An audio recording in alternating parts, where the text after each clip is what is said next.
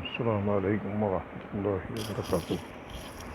میں Muhammad Qasim Ali Baig, Urdu lecturer, government degree college میں Nalgonda, degree second year sem 4 کے لیے اس سے شاعری میں مرثیہ کی تعریف اور اس کے جائے ترکیبی کے بارے میں ہم آج پڑھیں گے۔ عربی لفظ رسی سے مشتق لیا گیا ہے۔ مرثیہ عربی لفظ رسی سے لیا گیا ہے۔ مرثیہ شاعری کی ایک موضوعاتی صنف ہے۔ رسی کے معنی مرنے والے پر رونے یا بین بکا کرنے کے ہیں۔ ایسی شاعری جس میں کسی کے مرنے پر افسوس کیا جائے اور مرنے والے کے محاسن بیان کیے جائیں تو اسے مرثیہ کہتے ہیں۔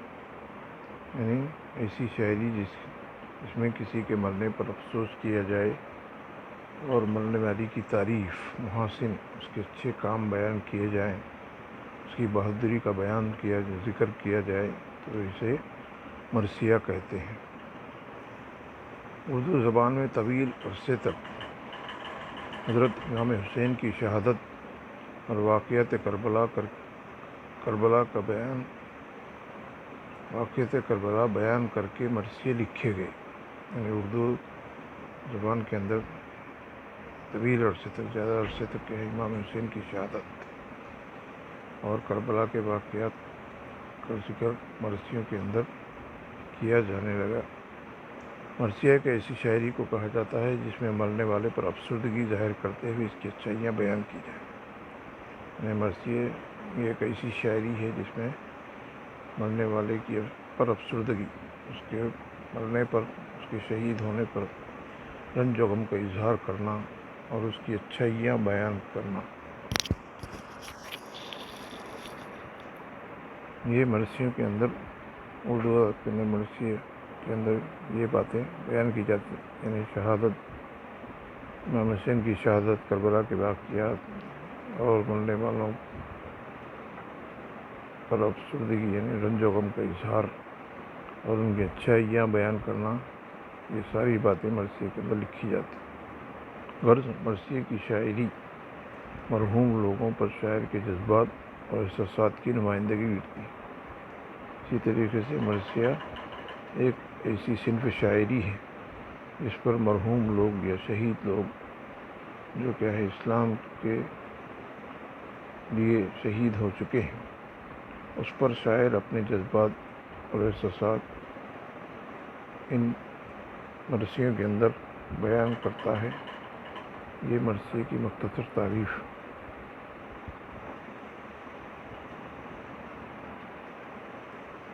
مرثیے کے اجزائے ترکیبی، مرثیے کے اندر کیا کیا چیزیں ہونا ضروری ہے، کس طریقے سے مرثیہ لکھا جاتا ہے، اس کی شکل کیسی ہوتی ہے۔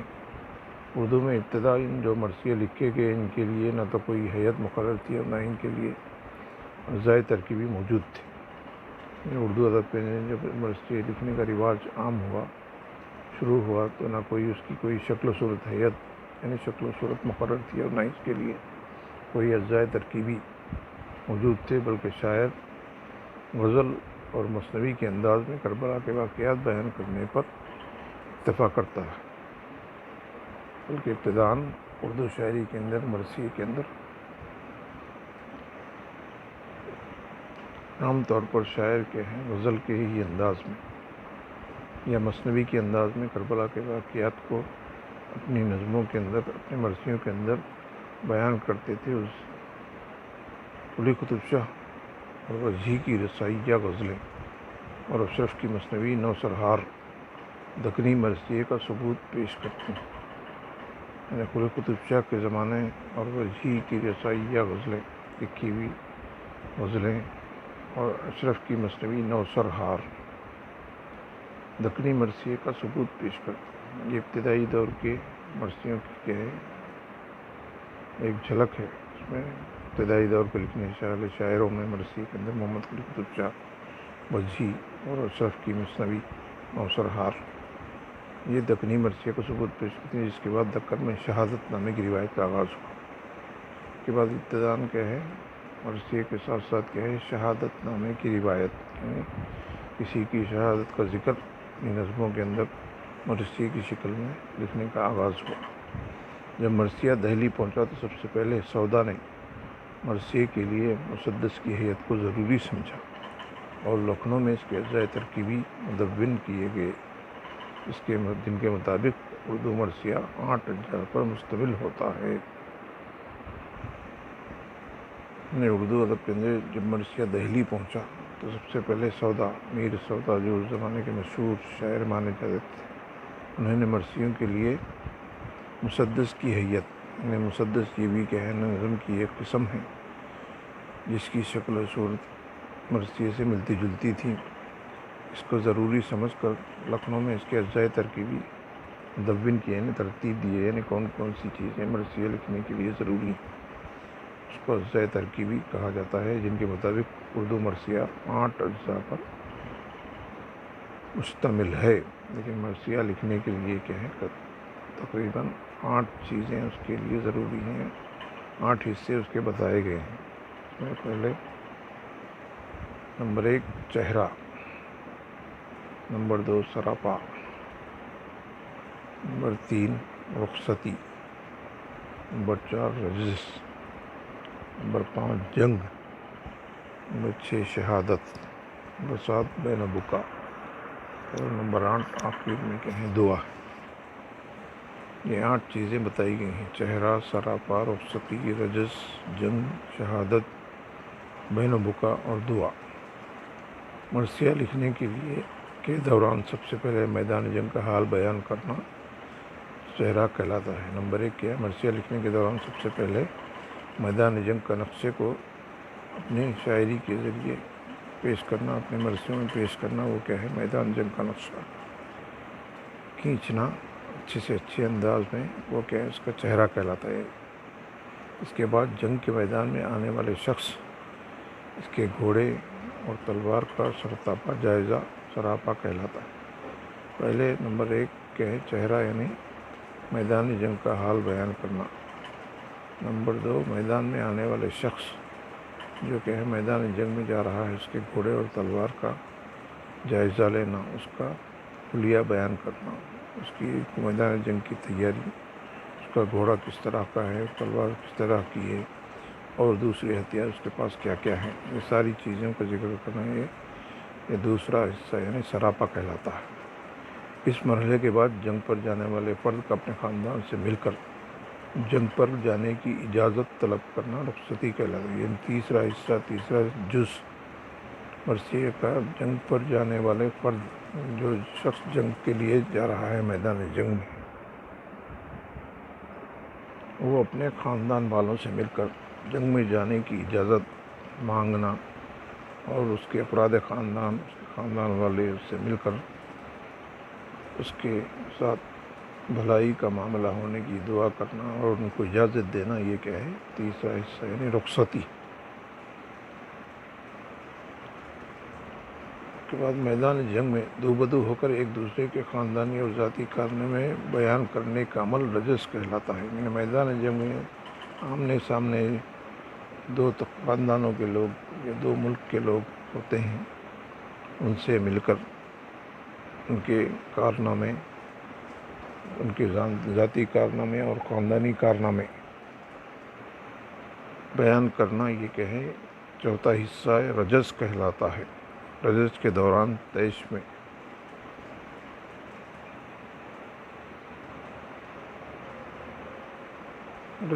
رجز کے دوران طیش میں آ کر ایک دوسرے پر حملہ کرنا، یہ جنگ کہلاتی ہے۔ یعنی رجز کے دوران، یعنی دو بدو ہو کر دونوں طرف کے لوگ جو جنگ لڑنے کے لیے میدان میں آئے ہیں، ان کے خاندانی کارنامے اور ذاتی کارناموں کا بیان رجز۔ اس کے بعد رجز کے بعد کیا ہے اس کا اگلا حصہ ایک دوسرے پر حملہ کرنا، یہ جنگ کہلاتی ہے۔ جنگ کے بعد حق پرست کی موت شہادت کا درجہ۔